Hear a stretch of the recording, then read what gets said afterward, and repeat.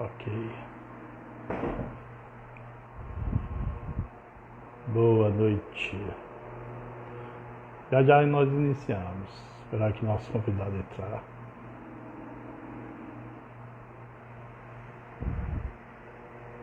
Boa noite, boa noite, boa noite.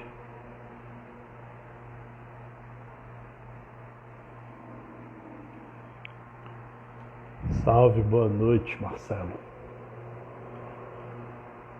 Carolina Couto, minha amada, boa noite também. Ficou ruim.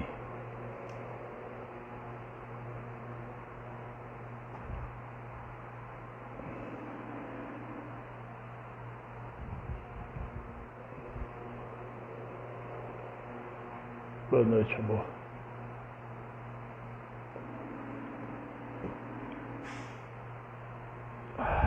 Boa noite, Caroli Muniz, Caroli Carfati. Eduardo chegou, gente.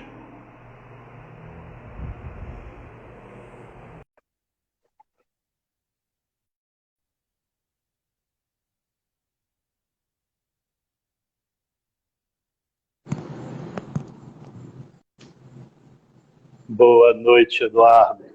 Oi, Léo. Como é Boa que tá, noite. meu amigo? Tudo ótimo. Que E maravilha, que você? maravilha. Cara, tô ótimo também, tô muito bem. Aproveitar esse feriado, né, de hoje, esse feriado de Tiradentes para trocar esse papo muito interessante. Gente, boa noite a todos. Sou Leonardo Castelar. Eu falo do grupo dos machos de verdade, que a princípio, às vezes as pessoas podem imaginar, pô, como assim machos? Machos de verdade ainda? O que isso quer dizer? Cara, machos é uma expressão muito comum no Nordeste, principalmente aqui na região do Ceará, onde eu estou. Comum também em outras regiões, né? Mas que pode ser também um sinônimo de homens. Então, os machos de verdade, no vocabulário cearense, né, a gente poderia considerar como sendo homens de coragem. Machos de verdade seriam homens de coragem, homens que têm a coragem de olhar para dentro de si, em busca do autoconhecimento, de se tornarem homens melhores a cada dia. E foi nesses machos de verdade onde eu conheci nosso querido Eduardo, um macho de verdade, psicólogo clínico, educador, e é um prazer inenarrável estar com ele aqui hoje, ele ter aceito esse convite para falar sobre a paternidade, construindo a masculinidade, né?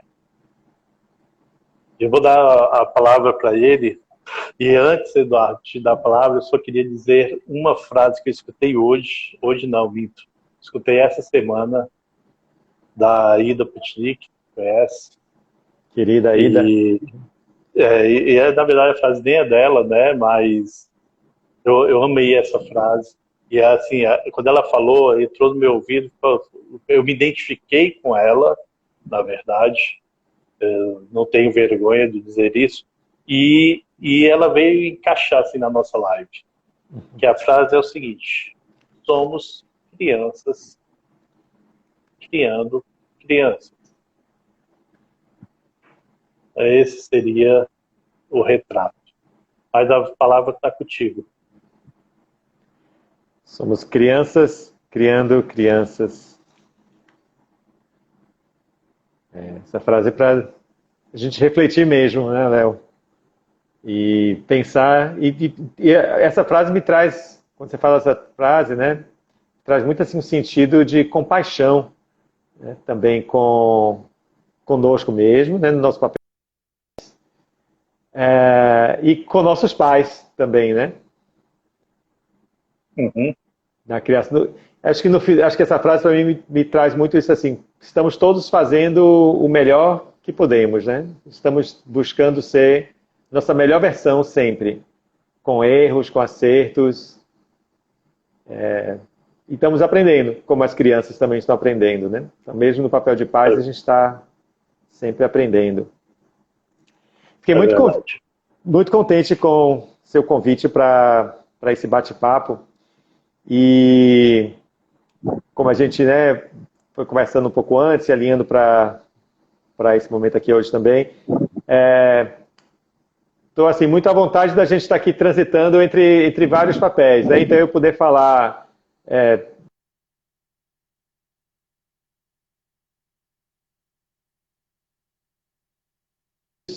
sei se é minha internet. Para todo mundo. Ela deu uma travada agora, cara. Né? Então, tu estava falando de transitar entre vários papéis. Ok. Então, né, disso de... Deixa eu ver aqui como é que está o sinal da internet. Parece que está bem, vamos lá. É isso, né? Internet, pandemia, lives, internet. Fazemos o que podemos também, né? Sempre também nesse espírito.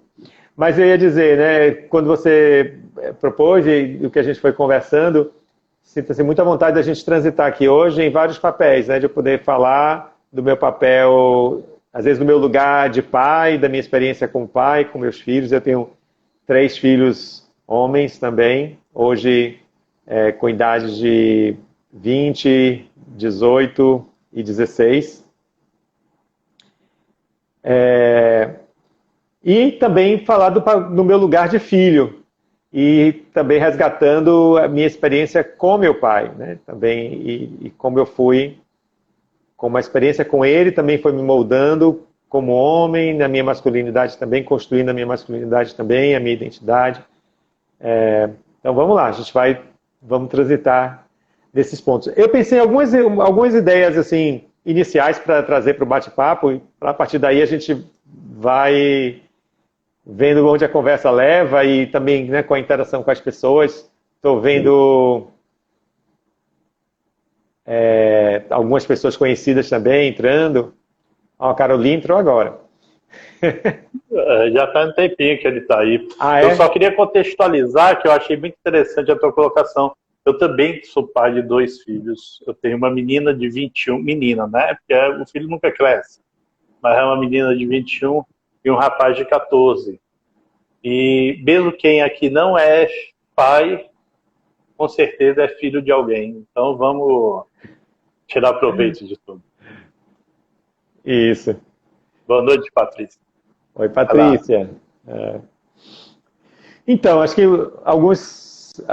talvez alguns conceitos, né, que podem ajudar a gente nessa conversa, a gente falando da relação pai-filho, da construção da masculinidade, e acho que uma coisa importante da gente pensar logo de cara é como tudo no mundo, né, tudo no universo tem o princípio masculino e o princípio feminino. E como em nós, seres humanos, cada um de nós, homens e mulheres, carregamos também esse princípio, o princípio masculino e o princípio feminino, dentro de cada um de nós. Nossa tarefa... Tá dando para escutar ou está travando? De vez em quando dá uma travada, mas deu para entender, do princípio masculino e feminino. Beleza, Chico, entendi. Legal, Chico, legal. Então, né, temos o princípio. Cada um de nós, isso é bem importante da gente entender, que quando a gente está falando da masculinidade, e falando da criação, então, de homens, né, falando da criação da relação do pai com o filho, né, que nesse caso aqui, nosso recorte está sendo esse, né? A gente não está falando só da construção de uma masculinidade pautada no princípio masculino, nas características masculinas, mas no ser humano integral. E o ser humano integral ele vai ter também o princípio feminino atuando em nós, homens, também. E esse, na verdade, é nosso grande desafio, né? Buscar buscar encontrar esse equilíbrio, né? Reconhecer, acolher também o nosso lado feminino e buscar um equilíbrio com o lado masculino. E aí, quando penso nisso também, no contexto de que a gente está vivendo hoje, né, e que a gente está vivendo a pandemia, eu vou para um contexto maior, né, de que a gente está vivendo um processo de transição planetária. Todo mundo já se deu conta disso, né? É uma época de muitas mudanças, mas é também uma mudança de época, né? De um novo. A gente fala assim, esse novo normal, o que é esse novo normal? Mas, de fato, é uma época em que a gente vê velhas estruturas, velhas crenças, padrões de comportamento que não cabem mais no mundo e que levam o mundo a estar nesse estado doente, né? Que a gente vê hoje. Literalmente doente, né? A gente precisa mesmo de um vírus para nos fazer introjetar, né, de que como sociedade e humanidade, né, é algo assim, é em todos os países, é o planeta inteiro, estamos... Deu uma travada. Enquanto ele retorna aqui, eu vou fazer até uma ponderação. Essa parte que ele está dizendo, dessa pandemia, né? Porque durante a pandemia, cara, deu uma travada, mas eu vou dar uma completada e já te devolvo a bola, tá? Essa pandemia, ela está sendo um convite muito legal para a gente, porque os estímulos externos diminuíram muito. Eu estou ouvindo minha voz 2 vezes. Vocês estão ouvindo também? Ou só eu? Só estou ouvindo você uma vez. Tá normal para mim. Deixa eu ajustar aqui uma coisa. Comigo não tem problema. Tá bom. Então, como diminuir os estímulos externos, isso é um convite para a gente olhar para dentro e a gente se perceber, né? E se perguntar o sentido das coisas. Conseguiu contextualizar? Deu certo então, já? Completando então um pouco, né, do que eu estava dizendo. Porque dentro dessa contextualização das coisas, desse ir para o interior, entre várias coisas que a gente vai precisar rever e repensar na construção desse novo, está também o novo papel do masculino, né? E a masculinidade. O que é ser homem? O que é masculinidade? O que é masculinidade? E que masculinidade a gente quer construir nesse novo mundo? E aí, quando a gente fala dessa transição planetária, eu tenho escutado muito as pessoas falarem assim: o mundo precisa despertar mais para suas qualidades femininas, né? Para a qualidade da solidariedade, da compaixão, do amor, da cooperação. E está certo isso, essa ideia, né, é correta. Mas é interessante que quando eu falo isso, e aí eu quase que sugiro que o oposto disso são as qualidades masculinas, né? O que não é, né? Na verdade, o mundo, sim, está com qualidades masculinas distorcidas. Porque quando a gente fala da guerra, quando a gente fala da competição, quando a gente fala dessa qualidade, né, hoje do mundo de querer se sobrepor ao outro, de querer conquistar tudo a qualquer preço, à força, e aí a gente relaciona tudo isso com o masculino. Sim, está relacionado com o masculino, mas com o masculino distorcido. Esse não é o masculino saudável, né? Então o que a gente precisa encontrar, qual é o equilíbrio disso? Como é que eu tenho uma agressividade que seja uma agressividade positiva, uma agressividade construtiva, e não para destruir, não para subjugar, não para controlar o outro? Como é que eu penso na questão do poder, não como, de novo, um poder sobre o outro para oprimir, para conquistar, mas o poder, primeiro, na verdade, o poder em mim, como é que eu entendo o poder como a minha forma de expressar as minhas potencialidades, os meus talentos, as minhas habilidades. Você se empoderar, né? O empoderamento pessoal. Isso, né? E por aí vai. Então, quando a gente está falando aqui de masculinidade, eu acho que é importante a gente também entender, fazer essa reflexão, né? De que a gente não está falando dessa masculinidade distorcida, que hoje em dia a gente já está tendo mais consciência dela, e mais homens estão tendo consciência, né? Do que a gente tem chamado dessa masculinidade tóxica, dessa masculinidade destrutiva, que corrói os próprios homens. E, aliás, os homens são muito oprimidos também por essa mesma masculinidade tóxica. Verdade, né? Verdade. Eu gostei muito, cara, entrando um pouquinho, se tu me permite, na paternidade. Eu estava lembrando de uma conversa nossa, tu falou de um chefe teu, que falou da história do contrato com Deus. Sim, então entrando aí na paternidade, né? Exatamente, né? Quando... E aí agora falando do meu papel de pai, né? Indo para esse lugar de pai. Quando eu recebi a notícia de que eu ia ser pai pela primeira vez, né? Que minha esposa estava grávida do Kian. Primeiro, até vou também fazendo parênteses, contar assim, minha primeira reação, Léo, eu me lembro muito bem, assim, foi de... claro, a primeira reação foi de grande felicidade, alegria, a gente pulava dentro de casa, a gente estava celebrando, festejando. No dia seguinte, como se caísse a ficha para mim, e aí a primeira reação foi de medo, de pânico, de assim, como assim? Eu não estou preparado. Quem sou eu para poder cuidar de outra pessoa, né? Então teve esse momento assim, né, de pensar na responsabilidade que eu ia assumir a partir dali, né? E aí, né, contando no trabalho, Dr. Marcos Kício, uma pessoa que eu admiro muito, que era meu chefe naquela época, ele me disse uma coisa muito bonita que nunca eu esqueci. Ele disse: Eduardo, parabéns, você vai ser pai. Na paternidade é quando Deus nos permite ser sócio dele. É quando Deus nos permite expressar aquela qualidade divina primordial, que é a qualidade da criação. Né? E, puxa, quando ele falou isso, assim, deu para mim maior ainda, né, o significado daquele momento, né, de que é você gerar uma vida. E desde esse momento também, eu sempre pensei como pai que... não era assim, na verdade, que era meu filho, no sentido assim, de que era minha propriedade, né?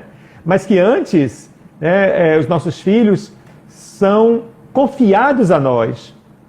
E que aí, meu papel é o papel de ser o guardião desse ser que eu estou recebendo no mundo. E aí, a parte do meu trabalho, da minha responsabilidade, conhecer esse ser. Quem é esse ser? Quais são as qualidades que ele traz latentes? Como que ele pode melhor se desenvolver, o que eu posso fazer para contribuir para que ele seja o melhor ser humano que ele tenha possibilidade de ser, a partir do ser que ele é, né? Com suas qualidades, com suas dificuldades, e aí esse segue, né, a aventura da paternidade segue muito, acho que, por esse caminho, né, da gente ir descobrindo e não projetar sobre ele minhas expectativas, meus desejos, mas, ao contrário, buscar investigar, né, quem é esse ser e como é que eu posso ajudá-lo a se desenvolver e a crescer. Cara, o que eu gosto muito dessa frase, quando tu me contou, é que se eu sou chamado, se eu sou convidado por Deus para esse papel, eu me coloco na mesma posição. Claro, nunca vou me colocar na mesma posição dele, mas quando eu entro nesse papel, eu primeiro abro mão total do apego. E Deus, ele tem uma coisa que ele respeita, que é o livre-arbítrio, né?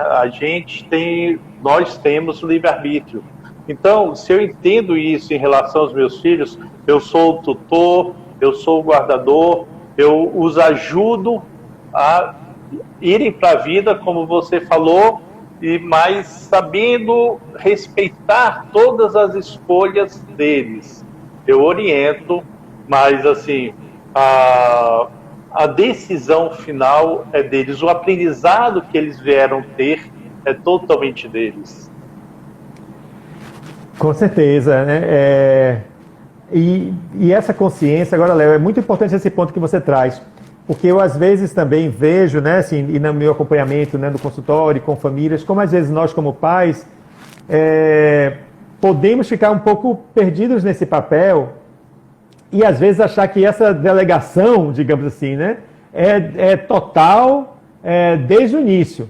E aí você tem pequenas por exemplo, eu atendo crianças que às vezes passam, sei lá, 8 horas na frente do computador no videogame, né? E aí os pais vêm e trazem isso como uma preocupação, como uma reclamação, né, no consultório. Mas cabe aí o papel do adulto de estar também colocando os limites, né? Então, às vezes nós como pais, nessa coisa de que ele pode ter da democracia, né, de que ele tem que também exercer o direito dele, de escolha e tudo, isso tem limites e tem maneiras diferentes de se expressar em cada fase da vida. Uma coisa, por exemplo, novamente com nossos filhos, né? A gente sempre teve um espaço aberto de diálogo e que a gente chama assim da consulta. Vamos consultar, vamos conversar sobre qualquer coisa, qualquer decisão que a gente vai tomar. Mas dependendo da faixa etária que eles estavam e do que a gente estivesse discutindo, essa liberdade de escolha variava, né? Às vezes a liberdade na conversa era poder dar sugestões. O que vocês gostariam de fazer? Eu gostaria disso, disso, aquilo. Agora tá, a decisão final cabe aos pais, né? Dependendo do caso, né? Outras coisas não, outras coisas é totalmente assim, o que vocês querem? Tá bom, e aí é o que vocês estão decidindo. Então saber dosar isso e saber também dosar isso com relação às idades, porque chega num outro ponto também, que quando os filhos já são mais velhos, né, 18 anos, que aí às vezes os pais ainda querem também tratar como se fosse adolescente, né?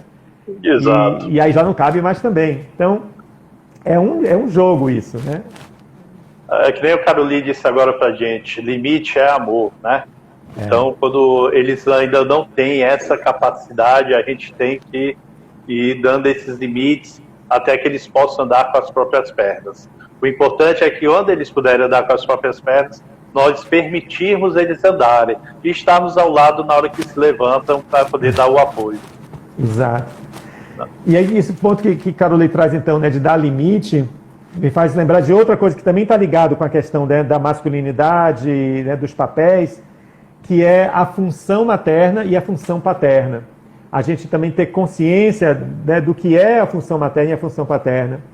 De que a função materna, a função do acolhimento, de colocar embaixo das asas, né, de estar no ninho, da continência, essa é a função materna. A função paterna é justamente essa, do limite, da lei, das regras, da disciplina, de lançar para o mundo, né, sai, vai para a rua, anda de ônibus, né, dessas decisões de se lançar também, de dar essa coragem de lançar para o mundo.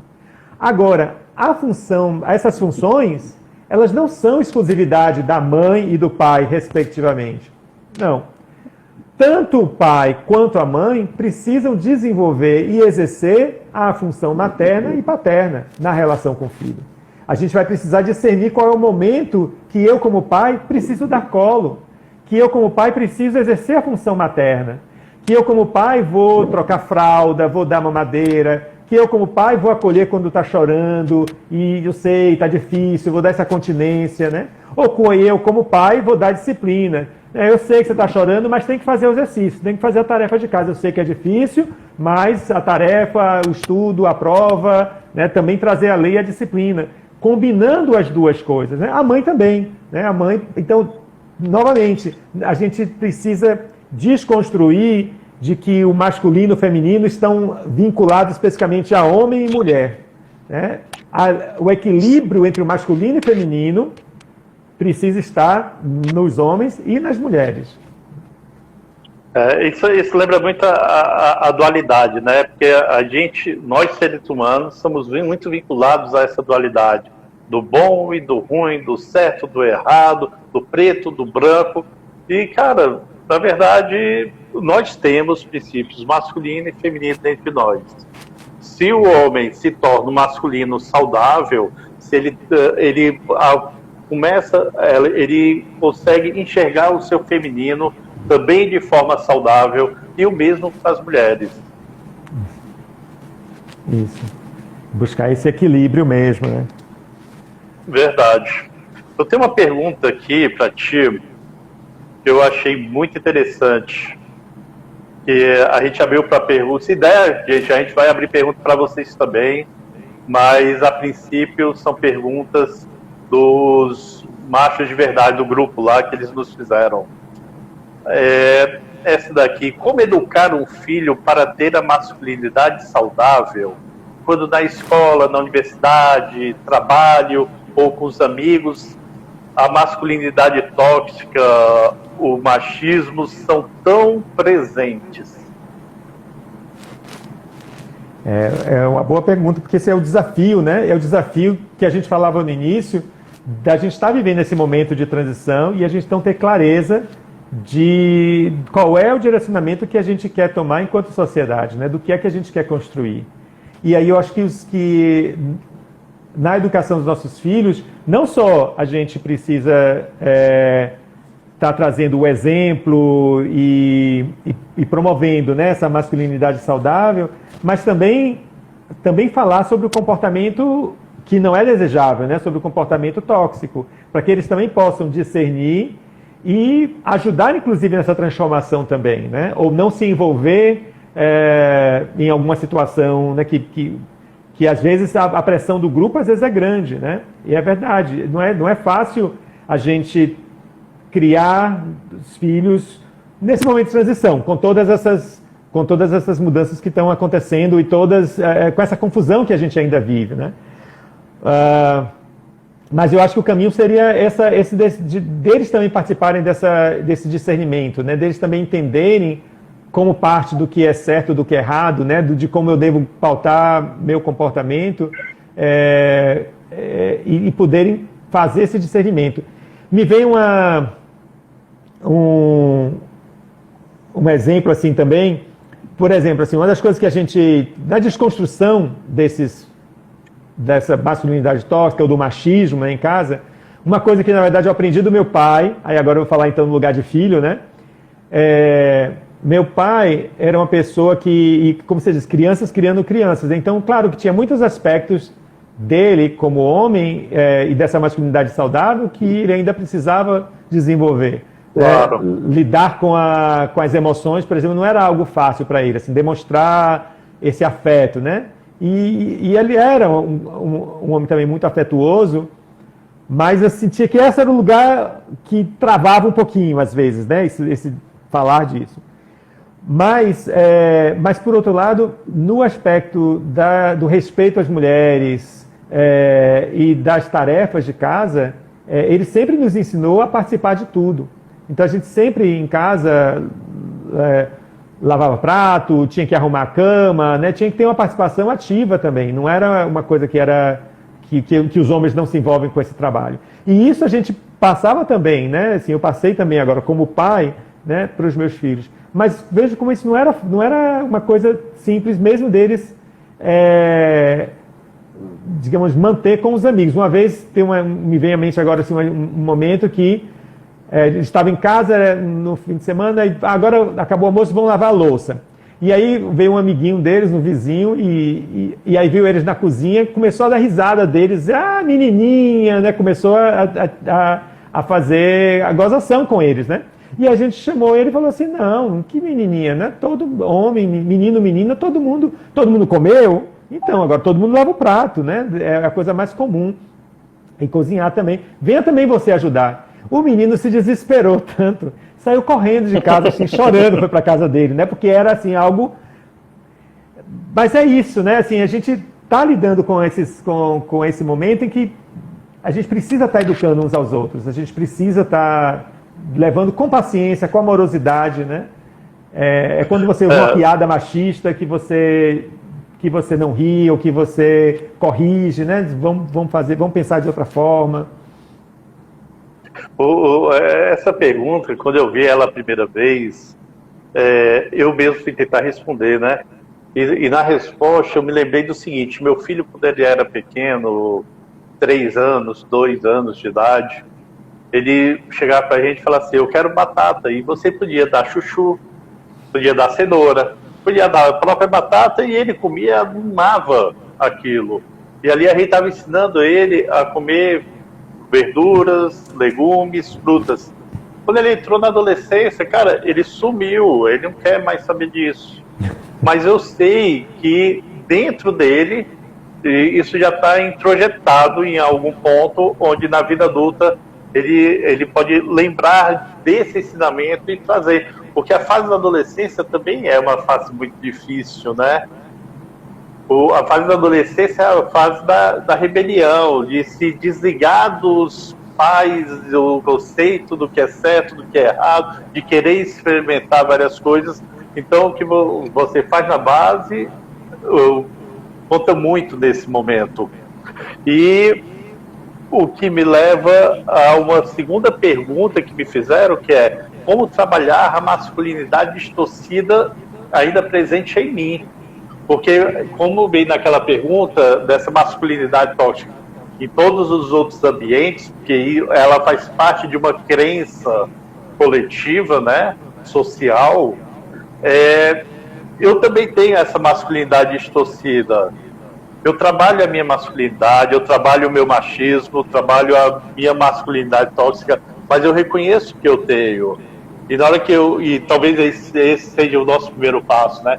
Reconhecer o que nós temos, e aí a partir daí trabalhar. Mas vou passar a bola para tu. Como trabalhar essa masculinidade distorcida ainda presente? O caminho é da expansão da consciência mesmo, né? Que vem da nossa reflexão, né? Acho que vem do nosso questionamento sempre do que do que foi introjetado em nós, né? Do que a gente aprendeu, e buscando refletir se isso, né? Se isso ainda condiz ou não, se isso precisa ser mudado ou não. Então, às vezes a gente vê, né, na relação de casais, até entre adolescentes, né? Eu também no consultório tendo muitos adolescentes e vejo isso às vezes se repetindo esse padrão, por exemplo, na relação quando adolescentes eles começam a namorar, então na relação de controle, que às vezes o namorado quer ter sobre a namorada, né? Sobre pode fazer isso, não pode fazer aquilo, sai com amiga ou não pode ter outros amigos, só pode ter, né? Então, ou a roupa que usa, a roupa que usa. Então, esses são os momentos em que a gente vai, né, desde cedo também, se questionando e dizer assim, mas espera aí, tá certo isso? Como é que isso faz sentido? A gente precisa estar se questionando. E, como você disse, né, assim, essa questão do machismo, ela está não só tão introjetada de forma cultural, mas ela está também institucionalizada, né? É como outro grande mal que a gente ainda sofre, que é do racismo também, né? Então, tantas outras coisas que a gente precisa mudar na sociedade que estão arraigadas nas estruturas. Porque se a gente pensar nas estruturas das empresas, as empresas ainda remuneram de forma diferente homens e mulheres, né? Ainda distribuem funções e responsabilidades de maneira diferente entre homens e mulheres. Então, essa questão está em todo lugar, né? Então, como é que a gente, só mesmo com a reflexão constante desses padrões, é que a gente vai conseguir identificá-los? O primeiro passo é ter a consciência para depois conseguir mudar. E acho que o primeiro passo é ter a consciência de que o machismo está em nós, né? Acho que esse é o primeiro ponto mesmo, né? Para que a gente possa se mover na direção de alguma mudança. Tem uma pergunta que me fizeram, a seguinte: qual é a relação entre masculinidade e paternidade? E eu queria só dar uma incrementada nela, que é o seguinte: quando eu penso nessa pergunta, eu penso nesse masculino.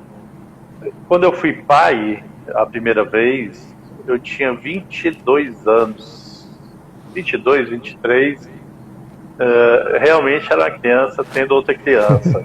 E quando eu falo criança, eu falo dessa parte emocional, do autoconhecimento que eu tenho hoje. Na época, eu não tinha essa nítida diferença gritante do Leonardo com 23 anos, do Leonardo com 45 anos, sabe?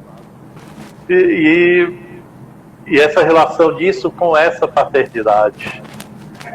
Acho que é por isso, Léo, até que falam, né, que ser avô é maravilhoso, né? Eu não cheguei lá ainda também, né?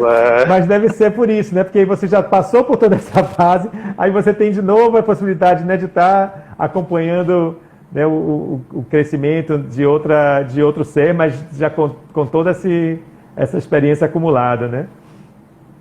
Mas qual era o ponto? Era a relação entre qual era a relação masculinidade e a paternidade.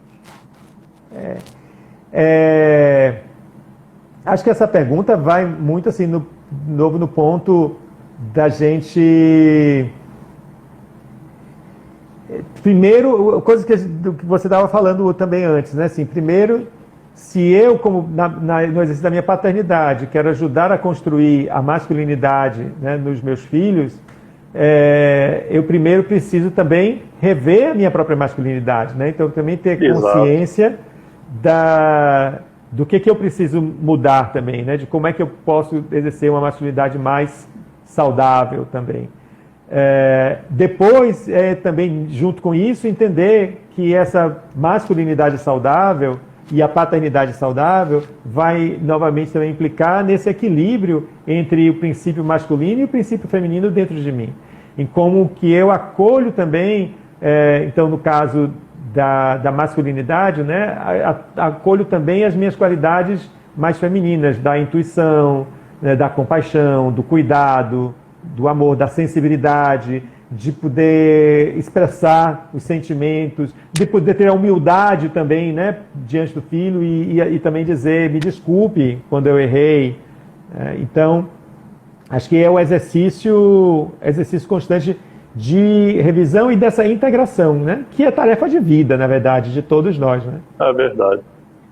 E nessa masculinidade, né, que a gente precisa conhecer, o que a gente precisa integrar o que nós somos, rever as nossas crenças, entender os nossos sentimentos, porque se eu não entendo meus sentimentos, como eu vou entender os sentimentos dessa criança? E aí me veio várias perguntas acerca disso. E aí eu acho que vou juntar elas, porque elas falam dessa ausência paterna, né? Ou porque foi separado, porque o pai teve que se hospitalizar, ou alguém que não conheceu o pai, mas foi criado por um padrasto e o vazio mesmo assim continuava mesmo sendo tratado como filho. Como lidar com essa ausência paterna durante essa infância que traz esse vazio, ou alguém que é adotado, né? Seria essa a pergunta, como lidar com isso? Todos nós, né, vamos ter nossos espaços vazios, né? Porque Verdade. É parte da existência humana, né? Nenhum ser humano vai poder, né, nesse plano terreno, ter uma experiência de completude.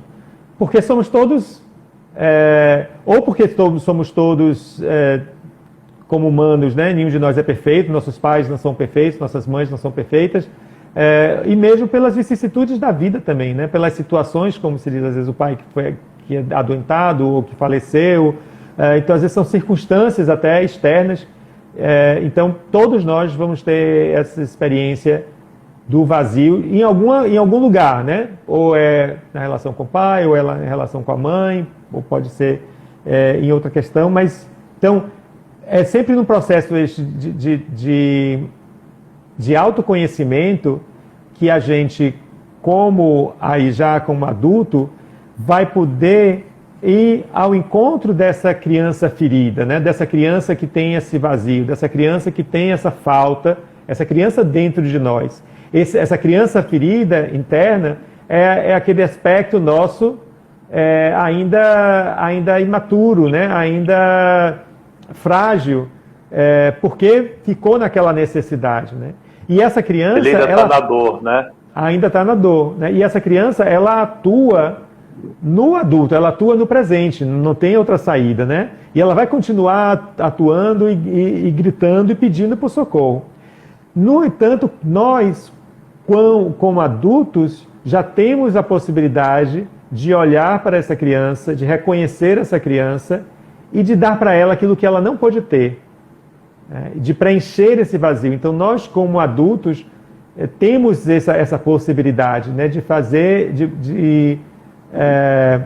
de proporcionar essa cura interior. Muitas vezes, claro, a gente vai precisar de suporte profissional, né, de um trabalho terapêutico para fazer isso.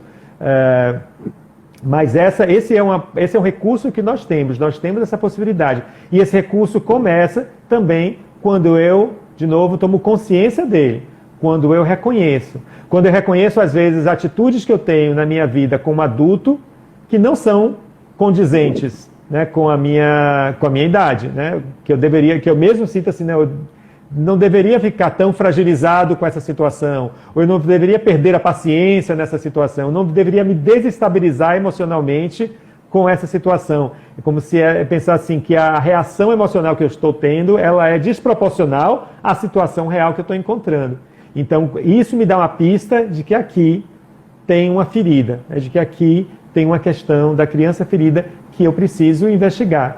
E aí é um trabalho mesmo de investigação, de aprofundamento, né, para ir curando. Mas o bonito é saber que é possível a gente preencher esses espaços. Claro, novamente, a gente está totalmente pleno, preenchido, acho que é tarefa da vida isso, né? Aí pode ir embora, né? Porque já fez o que tinha para fazer aqui. Pois é.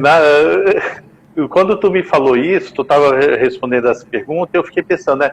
O quanto que um vazio desse interno, né, que a gente possa sentir, né,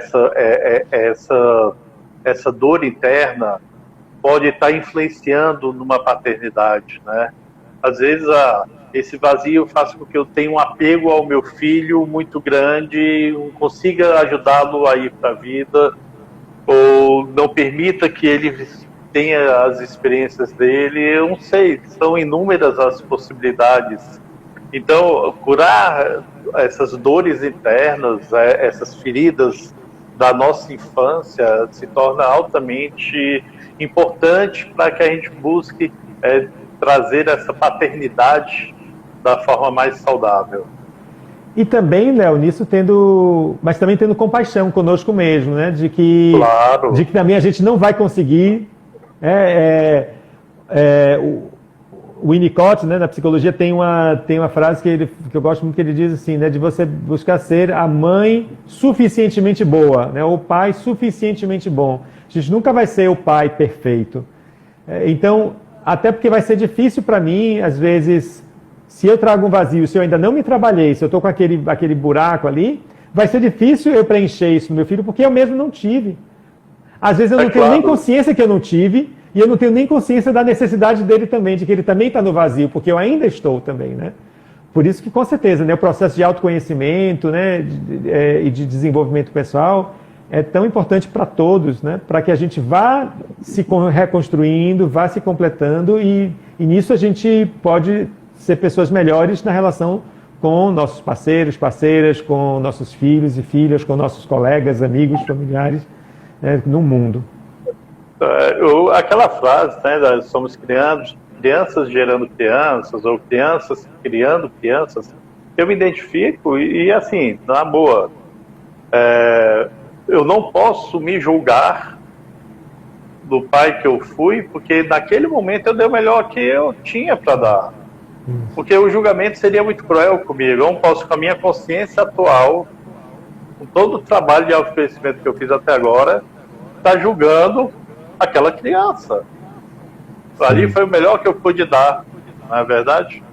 Então, vamos deixar a crueldade, né, de lado. Cara, Léo... diga. Fala, pode dizer. Vai lá. Eu estava lembrando aqui de algumas coisas que eu tive uma conversa com meus filhos, né, de preparação para esse nosso bate-papo.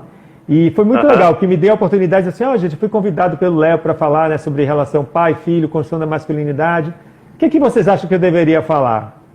Tanto a partir da experiência de vocês como filho, o que vocês sentem, né, que foi importante, né, do que a gente na nossa relação, ou até do que vocês sentiram falta também. E foi ótimo já poder receber feedback sobre isso também, né? Foi muito rico. Até te agradeço muito essa oportunidade, porque eu não teria pensado em ter uma conversa com eles, né, sobre isso. E aí, eu queria compartilhar com vocês, com você e com todo mundo que está acompanhando a gente, algumas coisas que eles trouxeram, que eles valorizaram nesse percurso, né, na construção da masculinidade deles, né? Então, eles trouxeram uma coisa foi a importância de reconhecer e poder se conectar com suas próprias emoções, né? De que realmente aqui em casa nunca teve a frase "homem não chora", né? Isso nunca foi um lema, ao contrário. Está com vontade de chorar? Chore. Vamos conversar, né? O que você está sentindo? E aí eles trouxeram isso, né? Um deles, né, trouxe isso como um dos pontos, né, principais, de que o homem precisa ter essa liberdade de se conectar com suas próprias emoções, né? Outra coisa que um outro deles trouxe foi a importância de estimular a criatividade.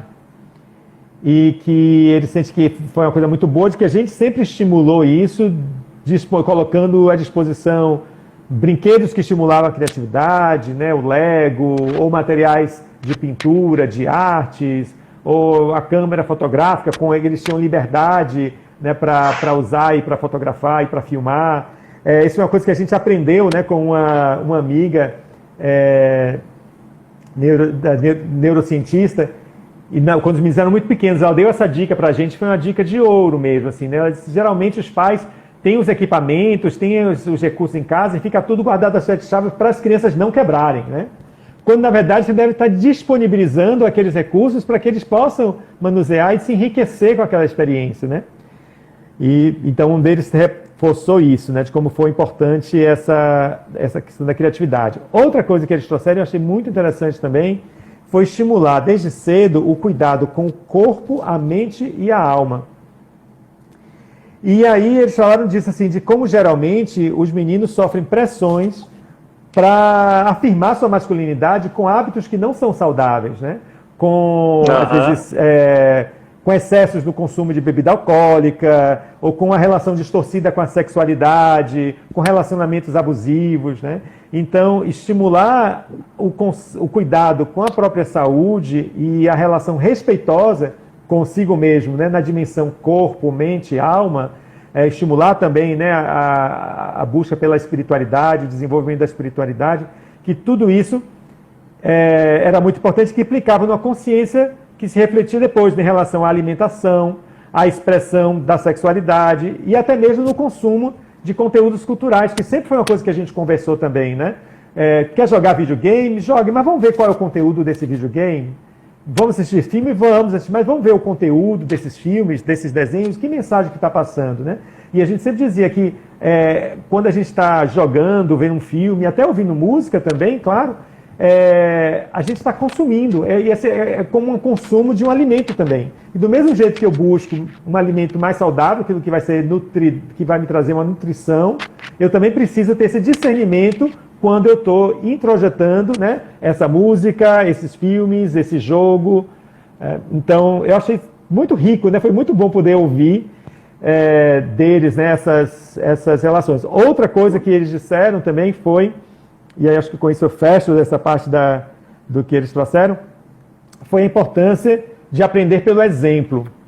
E eu fiquei assim, que legal, né? Esse foi o mais novo até que trouxe isso, de 16 anos, né? De como eles estão nos observando, né? Claro que a gente sabe disso, mas é importante a gente ter essa consciência, né? De que o que a gente... É verdade. E isso me traz um outro ponto da paternidade, que é como a paternidade e a maternidade nos melhoram enquanto indivíduos, né? Porque a gente busca ser alguém melhor para os nossos filhos também, né? Para dar esse exemplo também, né? E eles também nos educam, porque muitas vezes eles também nos apontam onde nós estamos falhando, errando, nossos excessos, né? Aquela história que eu ouço também muito no Alvorá, né, nos programas, no grupo que a gente tem de adolescentes, né, eles têm trazido isso com muita frequência. nossos pais reclamam que a gente fica no celular o tempo todo, mas eles também ficam no celular o tempo todo, né? Então, eles também estão nos observando. Então, ele trouxe isso e, junto com a questão do exemplo, ele trouxe de você ter referências positivas, né? De que quando você... principalmente na adolescência, você estava falando agora há pouco da adolescência, da rebeldia, e de que muitas vezes então, os adolescentes, vai ser um momento mesmo de questionar, né, o que eles ouviram dos pais, e peraí, se é assim mesmo. Então, ter referências positivas ao redor, a quem eles possam recorrer, outros adultos, né? Isso é muito importante. E isso é uma coisa que realmente a gente esteve muito consciente, eu e Faizé, desde o início, e a gente buscou se cercar de outras famílias também, né? Das famílias dos amigos, e trazer para perto, e a gente conhecê-los melhor, trazer eles também, os pais, né? Não só os filhos, os amigos, mas os pais também, e com isso a gente criando uma comunidade. Porque a gente sempre se inspirou muito num provérbio africano, não sei se você já ouviu, que diz assim, é preciso uma aldeia, é preciso toda uma aldeia para educar uma criança, né? E isso é muito verdadeiro. A gente não dá conta desse recado todo sozinho. A gente não dá conta de fazer tudo sozinho. A gente precisa do suporte de outros, né? Das nossas famílias, mas também de amigos, né? Enfim, foi isso aí o que eles trouxeram. Não, e essa tua última reflexão, ela encaixou perfeito com uma pergunta que eu tenho aqui. Já que a paternidade é algo tão importante para o desenvolvimento desse filho, o que as mães que não têm a presença desse masculino ao lado podem fazer para diminuir essa lacuna na criança? Eu acho que a resposta já está, tu acabou de dar no provérbio africano, né? Tem essa rede de outras pessoas, de outros homens que possam ajudar a dar essa ajuda na criação dessa criança. Porque, assim, a paternidade é para meninos e meninas, né? Não é só para um. Cara, a gente tem 8 minutos. Opa. O tempo voa, viu? Mas está muito bom. É pena que eu não estou conseguindo ler assim, os comentários também. Estou vendo Cristina, uma querida também. Se alguém tiver alguma pergunta fez vários rapidinho, comentários pode aqui, fazer. Mas não deu para acompanhar. Não dá para acompanhar, cara. Tem uma outra pergunta que eu acho que a gente também já respondeu, que é a situação ideal. Estão me ouvindo? Está ouvindo? Pode repetir? Não, uma pergunta que diz o seguinte: considerando a situação ideal, eu quero ser pai, quais seriam os pré-requisitos? Mas eu acho que também já está respondida, né, dentro do que já foi dito, né, de se autoconhecer e cuidar dessa criança interna. Eu queria fazer uma ressalva, ver se o que tu acha. Crianças gerando crianças, né? Como eu não me conheço, como eu tenho essa dificuldade emocional, eu acabo tendo meu filho e ali eu vou tentando acertar, dando o melhor de mim, mas acabo também que ele vai ter as lacunas dele. Eu presenciei isso há pouco tempo, né? Eu já fiz vários trabalhos em relação ao pai, em relação à mãe, né? As faltas, que a minha criança se sentiu.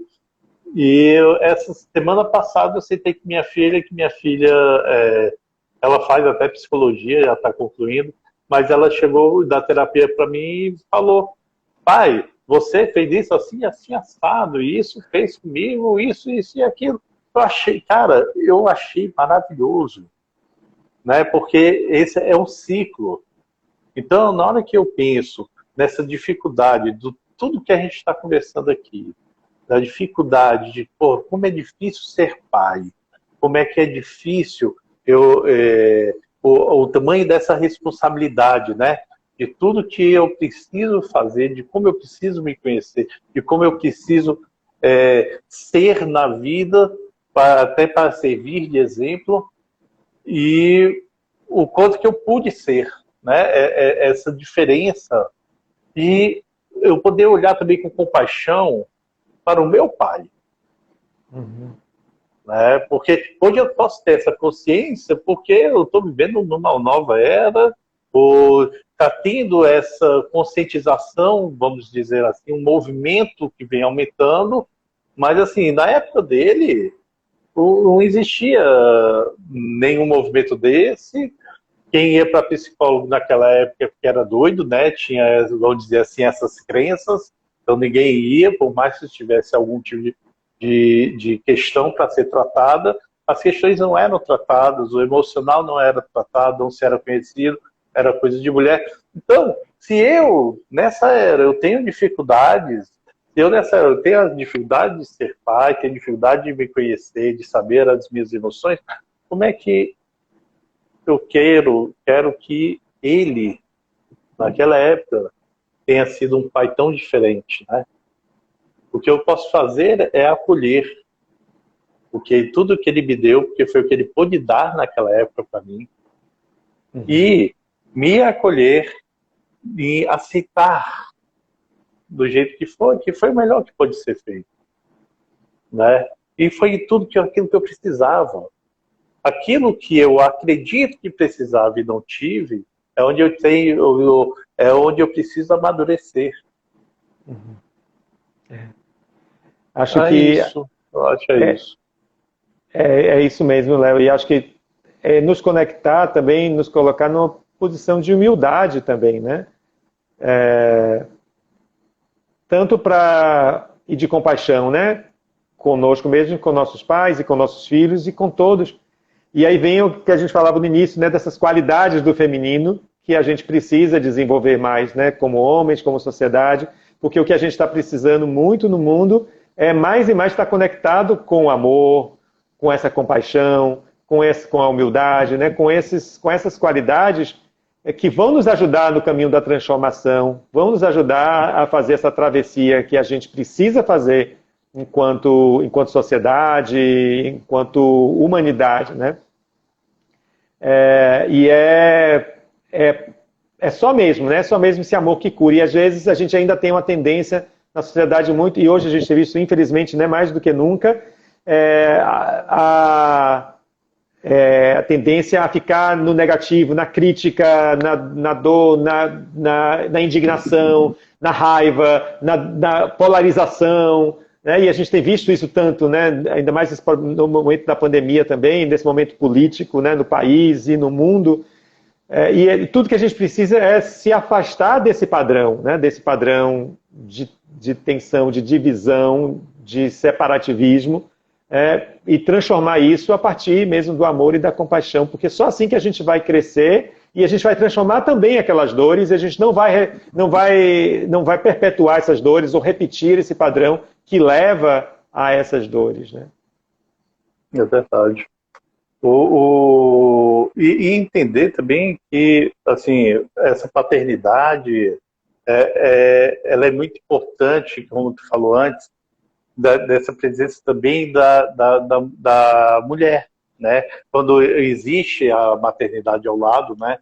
Ela é muito importante, porque, como a gente falou no início, esse machismo, essa masculinidade, ela está introjetada dentro da nossa sociedade. Então, nós temos esse comportamento, mesmo que não percebamos. Eu tenho um exemplo até que tu me deu, de quando os amigos chegavam, né, na casa de vocês o pessoal falava: nossa, o Eduardo te ajuda com os meninos, né? Então,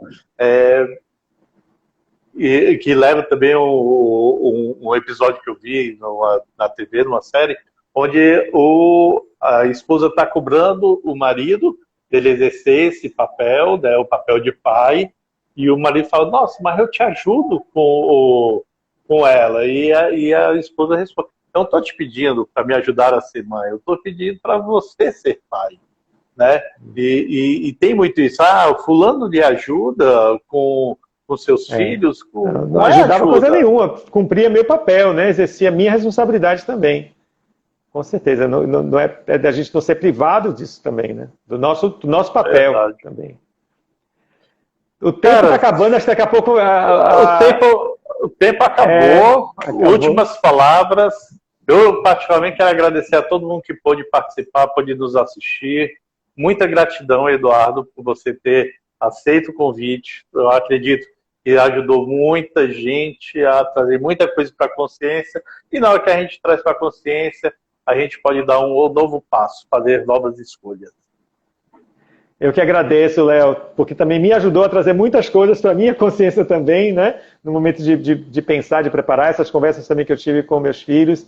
De verdade, gratidão por essa oportunidade, sempre um prazer. E estamos juntos aí. Gratidão, cara. Gente, vai ficar gravado no IGTV ou no canal do YouTube, para quem quiser compartilhar depois, tá bom? Gratidão, boa noite a todos Boa noite. e a todas. Boa noite.